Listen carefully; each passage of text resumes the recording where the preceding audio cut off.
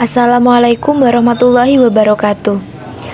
Halo teman-teman, bagaimana kabarnya? Semoga kita selalu diberikan kesehatan dan semangat dalam menuntut ilmu. Nah, kali ini kita dari kelompok 7 mata kuliah manajemen keuangan akan mempresentasikan materi tentang manajemen modal kerja. Berikut ini nama-nama anggota dari kelompok kami. 1. Mita Eka Putri dengan NIM 12640620247. 2. Muhammad Rizky Farikin dengan NIM 1264062025152. 3. Oktavia Andriani Wijaya dengan NIM 1264062026168. 4. Reynaldo Yogas Fehili dengan NIM 1264062025176.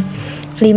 Rosa Oktaviani dengan NIM 1264062028182. Berikut penjelasan dari materi kami. Pengertian modal kerja.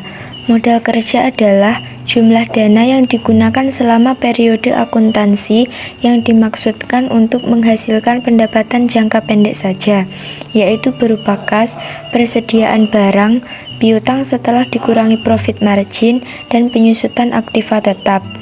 Agar modal kerja dapat menghasilkan keluaran yang positif terhadap perusahaan, maka perlu untuk mengelola modal kerja tersebut dalam bingkai manajemen modal kerja sebagai salah satu pembahasan yang dibahas dalam lingkup manajemen keuangan.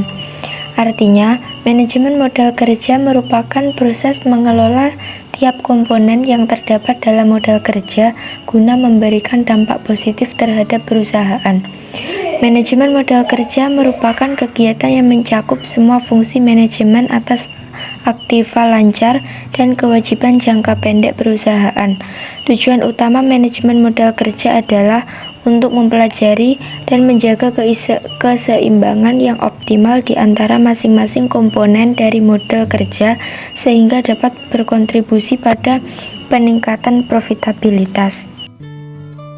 Konsep modal kerja. Konsep kuantitatif yaitu jumlah aktiva lancar atau yang sering disebut sebagai gross working capital atau modal kerja kotor. Dalam hal ini diberlakukan guna mencukupi kebutuhan dana operasional perusahaan yang bersifat rutin atau jangka pendek. Konsep kualitatif yaitu kelebihan atau selisih jumlah aktiva lancar terhadap kewajiban lancar. Jumlah aktiva lancar ini bersumber dari pemilik perusahaan maupun pinjaman jangka panjang. Konsep ini juga disebut dengan net working capital. Konsep fungsional. Konsep fungsional menekankan fungsi pada dana perusahaan untuk meraih laba atau pendapatan usaha pokok perusahaan. Sejumlah dana perusahaan dipakai untuk peningkatan laba perusahaan. Semakin banyak penggunaan dana, seharusnya akan semakin tinggi laba yang diperoleh perusahaan dan sebaliknya. Peran penting manajemen modal kerja. Manajemen modal kerja merupakan penentu dari tingkat optimal dari investasi pada aktiva lancar, mengurangi tingkat investasi aktiva lancar, namun masih mampu mendukung penjualan, akan meningkatkan pengembalian perusahaan pada total aktiva.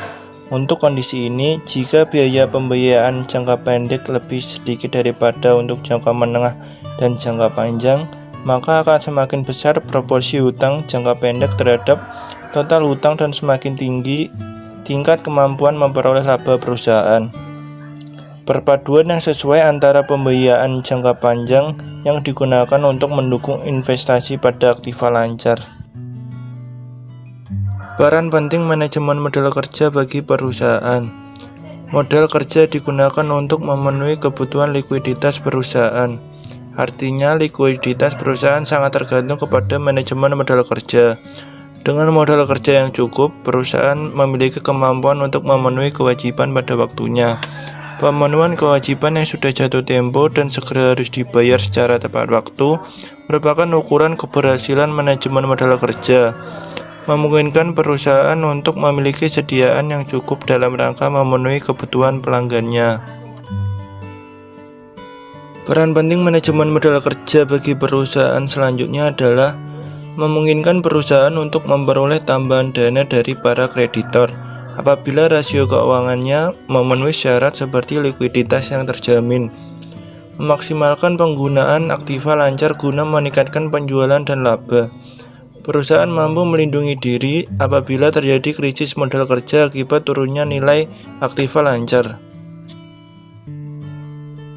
Isu modal kerja. Kebijakan modal kerja menggambarkan dua yang paling prinsip dasar di bidang keuangan. 1. Profitabilitas berbanding terbalik dengan likuiditas. Perhatikan bahwa selama 3 alternatif kerja kami, kebijakan modal peringkat likuiditas adalah kebalikan dari orang-orang untuk profitabilitas. Peningkatan likuiditas umumnya datang dengan mengorbankan mengurangi profitabilitas. 2. Profitabilitas bergerak bersama-sama dengan resiko, yaitu ada trade-off antara resiko dan return. Di mencari keuntungan yang lebih tinggi, kita harus mengharapkan untuk mengambil risiko yang lebih besar. Perhatikan bagaimana profitabilitas dan risiko peringkat alternatif kebijakan modal kerja kami adalah identik. Anda mungkin mengatakan bahwa risiko dan kembali berjalan beriringan.